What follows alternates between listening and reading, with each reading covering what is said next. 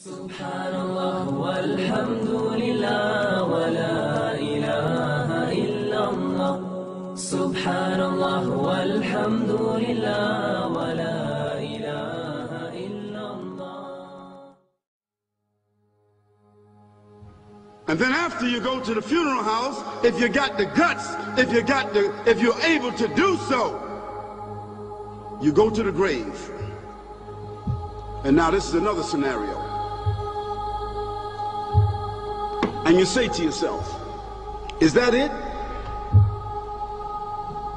I mean, 50, 60 years, scraping, struggling, scheming, lying, stealing, fornicating, jumping up and down, begging, working, and this is the end of it?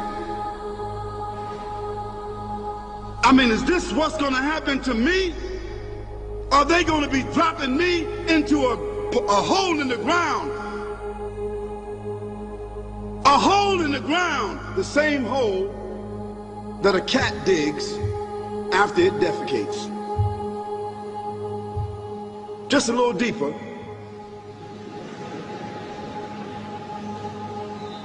But for the same reason. The cat digs a hole because the cat has dignity. Something that human beings don't seem to have. Instinctively, the cat digs a little hole, covers it up. Humans have got to be taught to do that. But it's for the same reason. So you and I, we're going into a hole a little deeper than the one the cat dug. Because there's a reason for humans to go inside the grave. If the Creator wanted to, He could have caused us to live and then disappear into the atmosphere. But He didn't. He caused us to go into another womb called the tomb. You started out in the womb of your mother and you wind up in the womb of the earth called the tomb.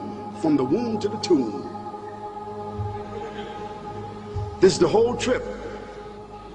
And this is what you have to think about. That grave is going to be a place of drama and trauma.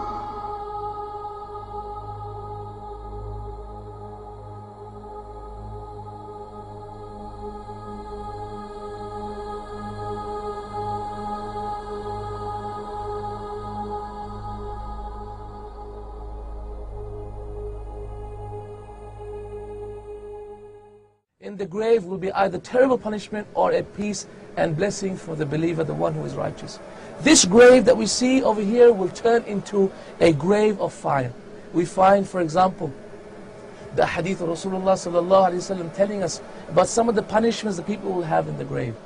And so he mentions to us in the authentic hadith once when Rasulullah was actually asleep, and Jibreel alayhi salatu wasalam and Mikail alayhi salatu wasalam, the two angels came to him in the sleep and took him to a place and showed him a couple of people having punishments.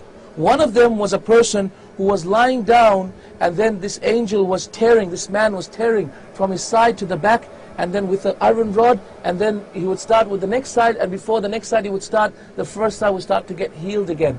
And he was continuing this until the Day of Judgment. Who is this, Ya Rasulullah? Who is this, O Jibreel? Who is this, O Mikail? In that hadith, they told us that this refers to a person who has been punished in his grave, a person who used to backbite, a person who used to spread namima, a person who used to eat the flesh of his brother, a person who used to forget the sanctity of brotherhood. Such is a person who has been punished in that way.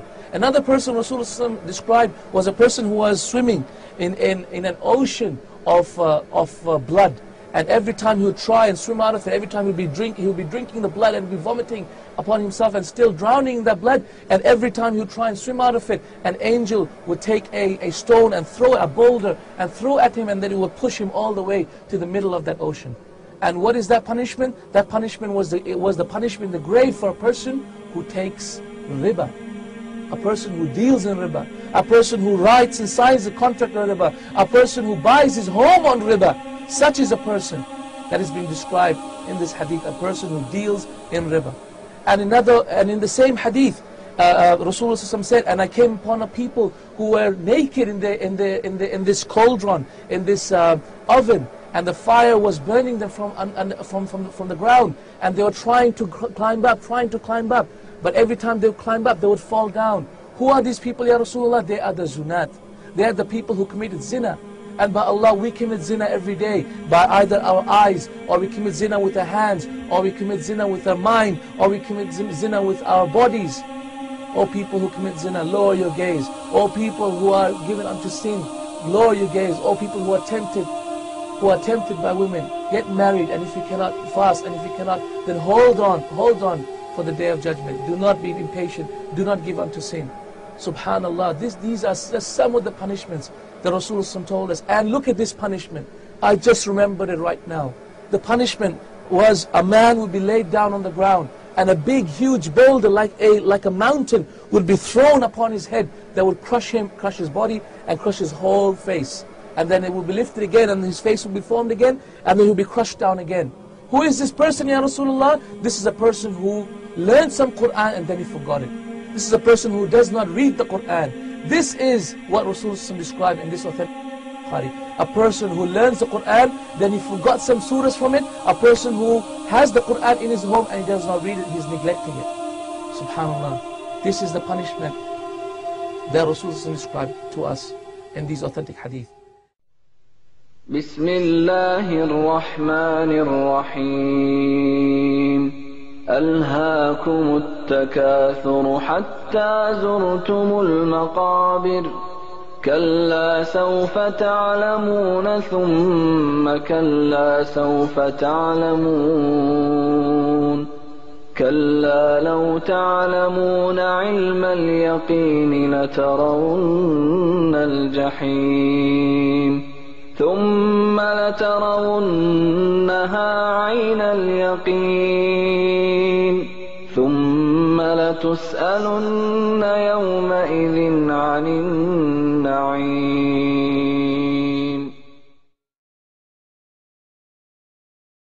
When we think about the punishment of the grave, we think it's just in the grave. In reality, it's not just the grave, it's the punishment of the hereafter. As soon as someone dies, if the punishment is written for him, then the punishment will start. Wherever he is, whether he is buried or not buried, whether he has been lost or not, whether he has been eaten up by a wild animal or he has been burnt up by a fire. And subhanAllah, the only way, the only sure way to be safe from the punishment of Allah subhanahu wa ta'ala, from it starting as soon as you die, is for you to come back to Allah. Allah says in the Quran, فَفِرُّوا إِلَى اللَّهِ, run away from Allah to Allah. The best protection against the punishment of the grave is to carry the correct belief in the Almighty Lord, is to carry no other than La ilaha illallah, Muhammadun Rasulullah, and to avoid the major sins. However, there are specific actions that can likewise protect you from the punishment of the grave. 1. Martyrdom on the battlefield. 2. Standing guard in the way of the Almighty Lord. 3. Dying because of an abdominal disease. 4. Reciting Surah Al-Mulk, Tabarak. 5. Dying on the day or night of Friday. Subhanallah walhamdulillah wallahu akbar. Subhanallah walhamdulillah wallahu akbar. Subhanallah walhamdulillah wallahu akbar. The coffin that cost $5,000. I don't know what did they burn somebody in a $5,000 coffin for? I mean, if I was a funeral director, after they left, I would dig them back up and put them in another box and take that box back.